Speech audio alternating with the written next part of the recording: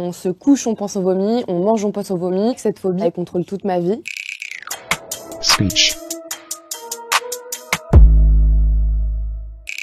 Alors l'hémétophobie, en fait, c'est la phobie de vomir. Donc soit d'être malade soi-même, soit de voir quelqu'un vomir. Dès qu'on a un mal de ventre, dès qu'on se sent un petit peu pas très bien, on commence à avoir très peur. Ça déclenche des crises d'angoisse. Donc on va commencer à trembler, le cœur qui bat très très vite, des bouffées de chaleur. En fait, on a l'impression qu'on perd la tête. Tout ce qu'on va manger, on va regarder les dates de péremption, on va éviter tous les aliments avec lesquels on a déjà été malade, également les aliments qui peuvent rendre malade, donc tout ce qui est fruits de mer, etc. On va vraiment manger en très petite quantité. Les restaurants également, c'est compliqué parce qu'on a peur d'avoir une intoxication alimentaire. Je peux pas boire d'alcool. Quand on commande avec des amis, c'est vrai que c'est difficile puisque du coup, le choix est très restreint pour ma part. Et c'est vrai que on n'a pas forcément envie de dire aux personnes, j'ai peur de manger telle chose parce que j'ai peur de vomir. C'est vrai qu'il y a une anxiété qui est présente tout le temps, qui fait que au niveau moral, c'est très difficile à gérer. On est tout le temps préoccupé par quelque chose, on n'est jamais tranquille. On se couche, on pense au vomi, on mange, on pense au vomi. Quoi qu'on fasse, on pense tout le temps au vomi. En fait, il y a pas de répit. Alors, il y a énormément de monde quand je leur dis que j'ai peur de vomir, que j'ai la phobie de vomir, vraiment. Ils me disent mais moi aussi et tout. Mais non, en fait, il faut faire la différence entre la peur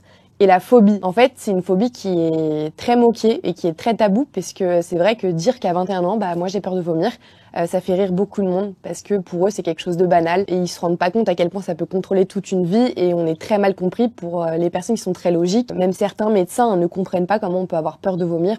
Tellement pour eux c'est quelque chose de débile. Qu'est-ce qui fait qu'à un moment donné, une personne déclare cette pathologie? Ça peut être des événements de vie, par exemple une personne qui était enfant a une gastro-entérite importante, très douloureuse. Ça peut être aussi parce que suite à un traitement, une chimiothérapie, ça a réveillé plein de choses autour de l'angoisse par rapport au traitement, si bien qu'ensuite, dès qu'elle vomit, ça l'angoisse de nouveau, si vous préférez. Lorsqu'on est anxieux, ça peut donner parfois des nausées. Ça tourne en rond parce que plus elle est angoissée, plus les nausées vont augmenter, plus la personne va se dire je vais vomir, plus elle sera angoissée. Elle n'arrive plus à sortir de ce cercle qui est là.